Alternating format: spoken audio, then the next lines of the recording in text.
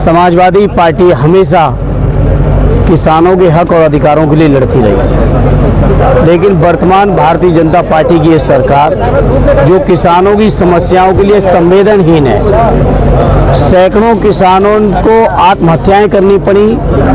इन्होंने जो किसान के काले कानून लाए थे और वो केंद्र सरकार के उन कानूनों का असर उत्तर प्रदेश के आखिरी इलाकों तक है।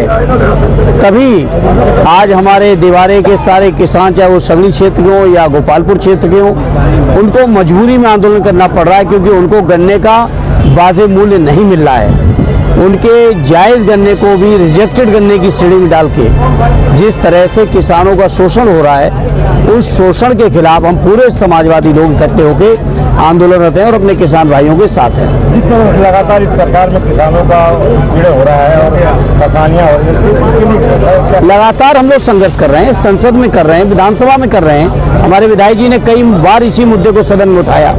दिल्ली में आदरणीय राष्ट्रीय अध्यक्ष जी ने कई बार संसद में कई मुद्दों को उठाया और सड़कों पर भी उठाएंगे। और बाकी हम अलग से प्रेस करेंगे, सब साथियों को बुला लेंगे। अब उस पर हम परसों प्रेस करेंगे, सब साथियों से बात चर्चा करेंगे। सभा चल रही है। आपने जो एक शब्दावली यूज की आपके द्वारा, ये हमारे द्वारा पंचायत नहीं करी हुई। यहाँ देखिए बोर्ड पे लिखा हुआ है किसान संघर्ष समिति, उनके द्वारा ये पंचायत करी गई है और उसमें हमारी भी सहभागिता है। तो पूर्ण रूप से हमारे द्वारा आप नहीं कर सकते। किसानों की जो मुख्य समस्याएं थी, एक तो उनका जो क्रय केंद्र थे वो तो थे ही थे।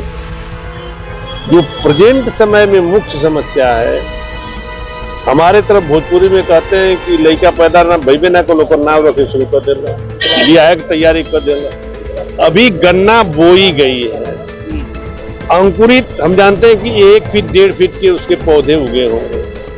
वो भविष्य में कितनी लंबी होगी, उसमें कितना खाड़ निकलेगा, ये तो लैब में जाने के बाद पता चलेगा कि उसमें कितना खाड़ निकल रहा। उस अनुसार खाड़ निकलने के अनुसार गन्ना की फसल को वाजिब दाम दिया जाता है कि ये सामान्य की है, ये अगेती की है, ये पछेती की है। परंतु सरकार की मिली भगत से यहाँ के अधिकारियों ने हमारे सगड़ी की पूरी क्षेत्र की गन्ना को, जो कि अभी तैयार भी नहीं हुई है, उसको रिजेक्टेड में कर दिया। अब आप पूछेंगे रिजेक्टेड क्या है? अब तक जो सरकार थी गन्ने का जो मूल्य निर्धारण करती थी, तो वो तीनों फसलों पे सामान्य रूप से लागू। अगर 10 रुपया बढ़ाई तो रिजेक्टेड में भी 10 रुपया बढ़ता था, सामान्य में भी 10 रुपया बढ़ता था, अगेती में भी 10 रुपया बढ़ता था। इस बार जो गन्ने का दाम 30 रुपया बढ़ा है, तो सामान्य में और अगेती में तो 30 रुपया बढ़ा दी।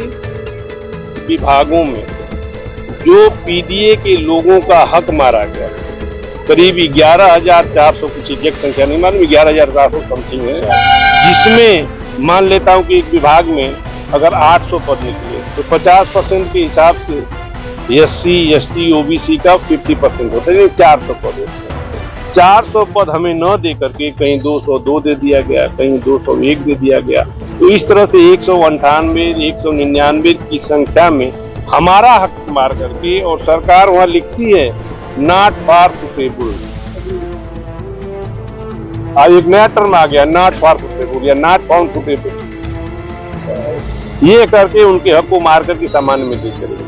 तो हम लोगों ने इसको बड़ी गंभीरता से 22 विभागों का हुआ, जिसमें 11,400 समथिंग है। अभी पार्ट 2 भी आने वाला है। इसको हम लोग जन जन तक पहुंचाएंगे कि देखिए आपका हक किस तरह सरकार मारती है।